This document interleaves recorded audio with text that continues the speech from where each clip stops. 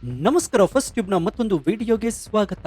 ಪಶ್ಚಿಮ ಬಂಗಾಳದ ರಾಜಕೀಯ ರಣರಂಗ ದಿನೇ ದಿನೇ ರಂಗೇರ್ತಾ ಇದೆ. ಒಂದ್ ಕಡೆ ದಶಕಗಳ ಕಾಲ ಬೇರೂರಿರುವಂತಹ ಮಮತಾ ಬ್ಯಾನರ್ಜಿ ನೇತೃತ್ವದ ತೃಣಮೂಲ ಕಾಂಗ್ರೆಸ್ ಅಂದ್ರೆ ಟಿಎಂಸಿ ಸರ್ಕಾರ, ಮತ್ತೊಂದೆಡೆ ಬಂಗಾಳದಲ್ಲಿ ಕಮಲ ಅರಳಿಸಲೇಬೇಕು ಎಂದು ಪಣ ತೊಟ್ಟಿರುವಂತಹ ಭಾರತೀಯ ಜನತಾ ಪಾರ್ಟಿ. ಈ ಹೈ ವೋಲ್ಟೇಜ್ ಕದನದ ಮಧ್ಯೆ ಪ್ರಧಾನಿ ನರೇಂದ್ರ ಮೋದಿ ಅವರ ಬಂಗಾಳ ಭೇಟಿ ಮತ್ತು ಕೋಲ್ಕತ್ತಾದ ಬೃಹತ್ ರ್ಯಾಲಿಯಲ್ಲಿ ಅವರು ಮಾಡಿದಂತಹ ಘರ್ಜನೆ ಈಗ ಇಡೀ ದೇಶದ ಗಮನವನ್ನು ಸೆಳೆದಿದೆ. ಪಶ್ಚಿಮ ಬಂಗಾಳದಲ್ಲಿ ಬದಲಾವಣೆ ಎಂಬುದು ಈಗ ಕೇವಲ ಘೋಷಣೆಯಲ್ಲ, ಅದು ಗೋಡೆಯ ಮೇಲೆ ಬರೆಯಲ್ಪಟ್ಟಿದೆ ಮತ್ತು ಜನರ ಹೃದಯದಲ್ಲಿ ಕೆತ್ತಲ್ಪಟ್ಟಿದೆ ಎಂಬಂತಹ ಪ್ರಧಾನಿಯವರ ಮಾತುಗಳು ಬಂಗಾಳದ ರಾಜಕೀಯದಲ್ಲಿ ಹೊಸ ಸಂಚಲನವನ್ನ ಮೂಡಿಸಿದೆ. ಮೋದಿಯವರ ಈ ಭೇಟಿಯಿಂದ ಬಿಜೆಪಿಗೆ ಎಷ್ಟು ಪ್ಲಸ್ ಆಗಲಿದೆ, ಮಮತಾ ಬ್ಯಾನರ್ಜಿ ಅವರಿಗೆ ಎಷ್ಟು ಮೈನಸ್ ಆಗುತ್ತೆ, ಟಿಎಂಸಿಯ ಕ್ರೂರ ಆಡಳಿತದ ಅಂತ್ಯಕ್ಕೆ ನಿಜಕ್ಕೂ ಕೌಂಟ್ ಡೌನ್ ಶುರುವಾಗಿದ್ಯಾ? ಹಾಗಾದ್ರೆ ಈ ಬಾರಿ ಪಶ್ಚಿಮ ಬಂಗಾಳದಲ್ಲಿ ಬಿಜೆಪಿ ರಣಕ್ಕೆ ಶುರುವಾಗುತ್ತಾ?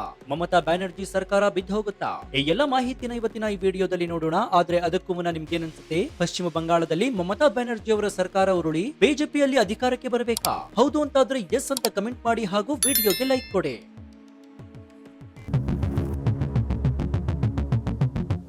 ಕೋಲ್ಕತ್ತಾದಲ್ಲಿ ನಡೆದಂತಹ ಬೃಹತ್ ಸಾರ್ವಜನಿಕ ಸಭೆಯನ್ನ ಉದ್ದೇಶಿಸಿ ಮಾತನಾಡಿದ ಪ್ರಧಾನಿ ನರೇಂದ್ರ ಮೋದಿ ಅವರು ಮಮತಾ ಬ್ಯಾನರ್ಜಿ ಅವರ ಸರ್ಕಾರದ ವಿರುದ್ಧ ನೇರ ಹಾಗೂ ತೀಕ್ಷ್ಣವಾದ ವಾಗ್ದಾಳಿಯನ್ನು ನಡೆಸಿದ್ರು. ಬಂಗಾಳದಲ್ಲಿ ನಡೀತಾ ಇರುವಂತಹ ಕ್ರೂರ ಆಡಳಿತದ ಅಂತ್ಯ ಈಗ ಅನಿವಾರ್ಯವಾಗಿದೆ ಅಂತ ಘೋಷಿಸಿದ ಅವರು, ಜನಸಾಮಾನ್ಯರು ಪ್ರಸ್ತುತ ವ್ಯವಸ್ಥೆಯಿಂದ ಸಂಪೂರ್ಣವಾಗಿ ಬೇಸತ್ತಿದ್ದಾರೆ ಅಂತಾರೆ. ಇಲ್ಲಿನ ಜಂಗಲ್ ರಾಜ್ ಆಳ್ವಿಕೆಯ ಯುಗ ಶೀಘ್ರದಲ್ಲೇ ಕೊನೆಗೊಳ್ಳಲಿದೆ ಎಂಬಂತಹ ಮೋದಿ ಅವರ ಭರವಸೆ ಅಲ್ಲಿನ ಬಿಜೆಪಿ ಕಾರ್ಯಕರ್ತರಲ್ಲಿ ಹೊಸ ರಕ್ತ ಸಂಚಲನವನ್ನ ಮೂಡಿಸಿತು.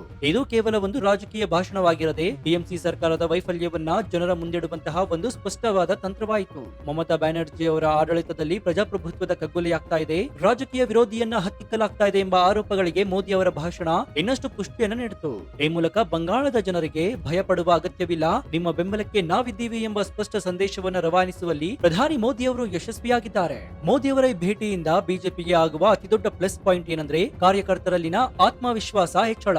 ರಾಜ್ಯದ ಮೂಲೆ ಮೂಲೆಯಿಂದಲೂ ಕೂಡ ಬದಲಾವಣೆಯ ಧ್ವನಿ ಕೇಳಿ ಬರ್ತಾ ಇದೆ. ಈ ಬಾರಿ ಬಿಜೆಪಿ ಸರ್ಕಾರವನ್ನ ತನ್ನಿ ಎಂಬಂತಹ ಕೂಗು ರಾಜ್ಯಾದ್ಯಂತ ಹೊರಹೊಮ್ಮತಾ ಇದೆ ಅಂತ ಪ್ರಧಾನಿ ಅವರು ಹೇಳುವುದು ಕೇವಲ ಉತ್ಪ್ರೇಕ್ಷೆಯಲ್ಲ.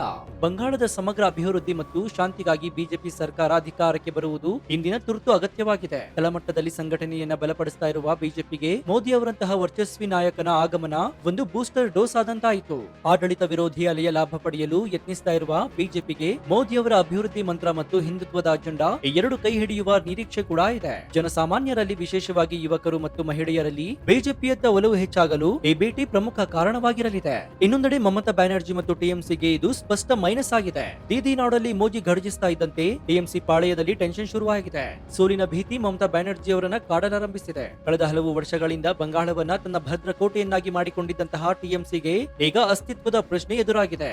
ಶಾರದಾ ಚೀಟ್ ಫಂಡ್ ಹಗರಣ, ರೋಸ್ ವ್ಯಾಲಿ ಹಗರಣ, ಕಲ್ಲಿದ್ದಲು ಕಳ್ಳ ಸಾಗಾಣೆ, ಇತ್ತೀಚಿನ ರಾಜಕೀಯ ಹಿಂಸಾಚಾರಗಳು ಟಿಎಂಸಿ ಇಮೇಜ್ಗೆ ಭಾರಿ ಪೆಟ್ಟನ್ನು ನೀಡಿವೆ. ಮೋದಿ ಅವರು ತಮ್ಮ ಭಾಷಣದಲ್ಲಿ ಎಲ್ಲಾ ವಿಚಾರವನ್ನ ಪರೋಕ್ಷವಾಗಿ ಮತ್ತು ಪ್ರತ್ಯಕ್ಷವಾಗಿ ಪ್ರಸ್ತಾಪಿಸುವ ಮೂಲಕ ಟಿಎಂಸಿಯ ಭ್ರಷ್ಟಾಚಾರ ಮತ್ತು ತುಷ್ಟೀಕರಣ ರಾಜಕಾರಣವನ್ನ ಜನರ ಮುಂದಿಟ್ಟಿದ್ದಾರೆ. ಇದರಿಂದಾಗಿ ತಟಸ್ಥ ಮತದಾರರು ಟಿಎಂಸಿಯಿಂದ ದೂರ ಸರಿಯುವ ಸಾಧ್ಯತೆ ಕೂಡ ದಟ್ಟವಾಗಿದೆ. ಬಂಗಾಳದ ಇತಿಹಾಸವನ್ನ ಕೆದಕಿದ ಪ್ರಧಾನಿ ನರೇಂದ್ರ ಮೋದಿ ಅವರು ಸ್ವಾತಂತ್ರ್ಯ ಸಿಕ್ಕ ಬಳಿಕ ಪಶ್ಚಿಮ ಬಂಗಾಳವು ವಿಭಜನೆಯ ಆಘಾತ, ಕೋಮು ಗಲಭೆಗಳು, ರಾಜಕೀಯ ಅಸ್ಥಿರತೆ, ಒಳನುಸುಳುವಿಕೆ ಮತ್ತು ಹಿಂಸಾಚಾರದ ಅವಧಿಯನ್ನ ಸೇರಿದಂತೆ ಹಲವಾರು ಕಠಿಣ ಹಂತಗಳನ್ನ ಕಂಡಿದೆ ಎಂಬುದನ್ನು ನೆನಪಿಸಿದ್ರು. ಎಡಪಕ್ಷಗಳ ಸುದೀರ್ಘ ಆಡಳಿತ ಮತ್ತು ತದನಂತರ ಬಂದಂತಹ ಟಿಎಂಸಿ ಆಡಳಿತ ಎರಡೂ ಬಂಗಾಳದ ಜನರಿಗೆ ದ್ರೋಹ ಬಗೆದಿವೆ ಎಂಬುದು ಅವರ ವಾದವಾಗಿತ್ತು. ಈ ರಾಜಕೀಯ ಅಸ್ಥಿರತೆ ಮತ್ತು ಹಿಂಸಾಚಾರದಿಂದ ಅತಿ ಹೆಚ್ಚು ಬಳಲ್ತಾ ಇರೋರು ರಾಜ್ಯದ ಮಹಿಳೆಯರು. ಮಹಿಳಾ ಸಬಲೀಕರಣದ ಬಗ್ಗೆ ಮಾತನಾಡುವ ಟಿಎಂಸಿ ಸರ್ಕಾರದಲ್ಲಿ ಮಹಿಳೆಯರಿಗೆ ರಕ್ಷಣೆ ಇಲ್ಲ ಎಂಬ ಕಟು ಸತ್ಯವನ್ನ ಮೋದಿ ಬಿಚ್ಚಿಟ್ಟಿದ್ರು.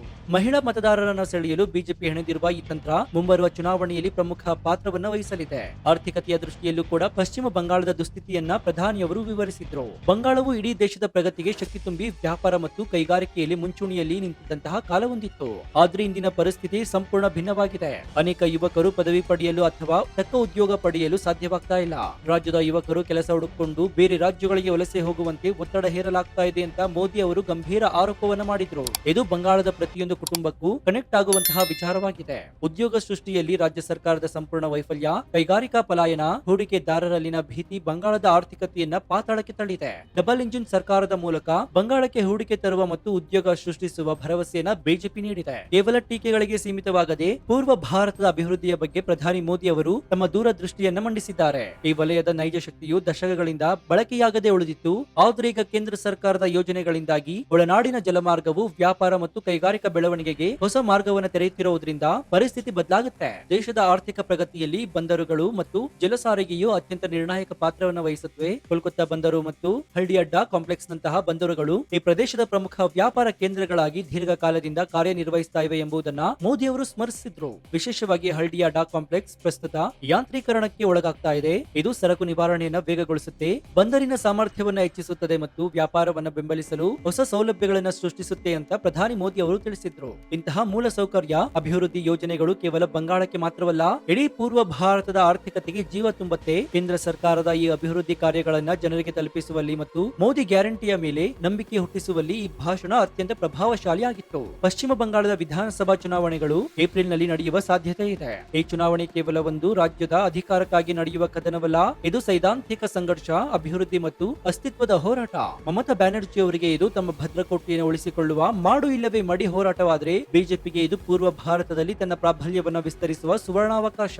ಪ್ರಧಾನಿ ಮೋದಿ ಅವರ ಈ ಘರ್ಜನೆ ಕೇವಲ ಆರಂಭವಷ್ಟೇ. ಮುಂಬರುವ ದಿನಗಳಲ್ಲಿ ಅಮಿತ್ ಶಾ, ಜೆಪಿ ನಡ್ಡಾ ಸೇರಿದಂತೆ ಘಟಾನುಘಟಿ ನಾಯಕರು ಬಂಗಾಳದಲ್ಲಿ ಬೀಡು ಬಿಡಲಿದ್ದಾರೆ. ಟಿಎಂಸಿಯ ಆಟ ಶುರುವಾಗಿದೆ ಎಂಬ ಘೋಷಣೆಗೆ ಪ್ರತಿಯಾಗಿ ಬಿಜೆಪಿ ವಿಕಾಸ್ ಹೋಬೆ ಅಂದ್ರೆ ಅಭಿವೃದ್ಧಿ ಆಗ್ತಾ ಇದೆ ಎಂಬ ಮಂತ್ರವನ್ನ ಪಠಿಸ್ತಾ ಇದೆ. ಕೋಲ್ಕತ್ತಾದಲ್ಲಿ ಮೊಳಗಿದಂತಹ ಮೋದಿಯವರ ರಣಕಹಳೆ ಬಂಗಾಳದಲ್ಲಿ ಒಂದು ದೊಡ್ಡ ರಾಜಕೀಯ ಬಿರುಗಾಳಿಯ ಮುನ್ಸೂಚನೆಯಾಗಿದೆ. ಜನರ ಆಕ್ರೋಶ, ಯುವಕರ ನಿರಾಸೆ, ಮಹಿಳೆಯರ ಭದ್ರತೆ ಇವೆಲ್ಲವೂ ಕೂಡ ಬಿಜೆಪಿ ತನ್ನ ಮತ ಬ್ಯಾಂಕ್ ಆಗಿ ಪರಿವರ್ತಿಸುವಲ್ಲಿ ಎಷ್ಟರ ಮಟ್ಟಿಗೆ ಯಶಸ್ವಿಯಾಗುತ್ತೆ ಅಂತ ಕಾದ್ ನೋಡ್ಬೇಕಾಗಿದೆ. ಅಂತೂ ಬಂಗಾಳದಲ್ಲಿ ಟಿಎಂಸಿ ಕ್ರೂರ ಆಡಳಿತಾಂತ್ಯಕ್ಕೆ ಕೌಂಟೌನ್ ಸ್ಟಾರ್ಟ್ ಆಗಿದೆ ಎನ್ನುವುದು ರಾಜಕೀಯ ಪಂಡಿತರ ಲೆಕ್ಕಾಚಾರವಾಗಿದೆ. ಇನ್ನು ವೀಕ್ಷಕರೇ, ಪ್ರಧಾನಿ ನರೇಂದ್ರ ಮೋದಿ ಅವರ ಭಾಷಣದ ಅತ್ಯಂತ ಪ್ರಮುಖ ಮತ್ತು ಚರ್ಚಾಸ್ಪದ ಅಂಶವೇನೆಂದ್ರೆ ಬಂಗಾಳದಲ್ಲಿನ ಜಂಗಲ್ ರಾಜ್ ಕುರಿತಾದ ಅವರ ಕಟುಟೀಕೆ. ಕೇವಲ ರಾಜಕೀಯ ವಿರೋಧಿಗಳನ್ನ ಮಟ್ಟ ಹಾಕುವುದು ಮಾತ್ರವಲ್ಲ, ಸಾಮಾನ್ಯ ಜನರ ದಿನನಿತ್ಯದ ಬದುಕನ್ನ ಈ ಜಂಗಲ್ ರಾಜ್ ಹೈಜಾಕ್ ಮಾಡಿದೆ ಎಂಬುದು ಬಿಜೆಪಿಯ ಪ್ರಮುಖ ಆರೋಪವಾಗಿದೆ. ಬಂಗಾಳದ ರಾಜಕೀಯದಲ್ಲಿ ಆಗಾಗ ಕೇಳಿ ಬರುವ ಪದಗಳಂದ್ರೆ ತೋಲಾಬಾಯಿ ಅಂದ್ರೆ ಸುಲಿಗೆ ಮತ್ತು ಕಟ್ಮನಿ ಅಂದ್ರೆ ಸರ್ಕಾರಿ ಯೋಜನೆಗಳಲ್ಲಿ ಕಮಿಷನ್ ಪಡೆಯುವುದು. ಇವೆರಡೂ ಟಿಎಂಸಿ ಆಡಳಿತದ ಅವಿಭಾಜ್ಯ ಅಂಗವಾಗಿದೆ ಎಂದು ಪ್ರಧಾನಿ ಪರೋಕ್ಷವಾಗಿ ವಾಗ್ದಾಳಿ ನಡೆಸಿದ್ದಾರೆ.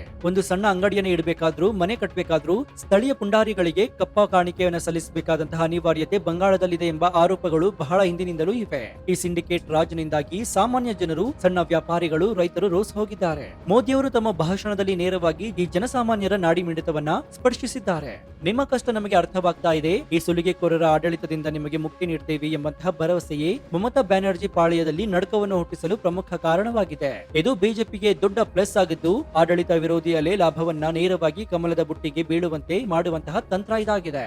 ಸೊ ಈ ಬಗ್ಗೆ ನಿಮ್ಮ ಅಭಿಪ್ರಾಯ ಏನು ಅಂತ ಕಮೆಂಟ್ ಮಾಡಿ ಹಾಗೂ ವಿಡಿಯೋಗೆ ಲೈಕ್ ಕೊಡಿ. ಜೊತೆಗೆ ನೀವು ನಮ್ಮ ಚಾನೆಲ್ ಅನ್ನು ಸಬ್ಸ್ಕ್ರೈಬ್ ಮಾಡ್ಕೊಂಡಿಲ್ಲ ಅಂದ್ರೆ ಈ ಕೂಡಲೇ ಸಬ್ಸ್ಕ್ರೈಬ್ ಮಾಡ್ಕೊಂಡು ಪಕ್ಕದಲ್ಲಿರುವಂತಹ ಬೆಲ್ ಐಕಾನ್ ಅನ್ನು ಪ್ರೆಸ್ ಮಾಡಿ. ಇದರಿಂದ ನಾವು ಹಾಕುವ ಹೊಸ ವಿಡಿಯೋಗಳ ನೋಟಿಫಿಕೇಶನ್ ಮತ್ತು ನಿಮಗೆ ಸಿಗುತ್ತೆ. ಇನ್ನು ನಮ್ಮ ಚಾನೆಲ್ ನಲ್ಲಿ ಇಂತಹ ಅನೇಕ ಕುತೂಹಲಕಾರಿ ವಿಡಿಯೋಗಳು ಇವೆ, ಅವುಗಳನ್ನು ನೋಡಿ ಪ್ರೋತ್ಸಾಹಿಸಿ. ಇದಾಗಿತ್ತು ಈ ಕ್ಷಣದ ವಿಶೇಷ. ನೋಡ್ತಾ ಇರಿ ಫಸ್ಟ್ ಕನ್ನಡ. ಧನ್ಯವಾದ.